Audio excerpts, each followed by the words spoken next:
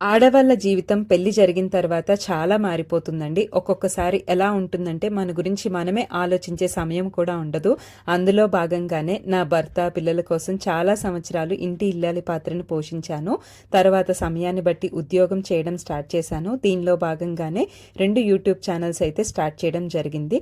అయితే మరొక memorable incident ఏంటంటే రీసెంట్‌గా వైజాగ్‌లో హ్యాండ్లూమ్ సారీ వాక్ జరిగింది కదండీ! అక్కడ చాలా న్యూస్ ఛానల్ వాళ్ళు వచ్చారు. అయితే ఆ ప్రోగ్రామ్ గురించి కొన్ని వాల్యుబుల్ వర్డ్స్ అయితే చెప్పమన్నారు. అందులో భాగంగా నేను చెప్పాను. వాళ్ళకి నచ్చిన తర్వాత మీరు న్యూస్ రీడర్గా వస్తారని అడిగారు. నాకైతే సమయం కుదరదని చెప్పాను. బట్ చాలాసార్లు అడిగారు. ఒకసారి వెళ్ళి చూద్దామని నేను వెళ్ళాను.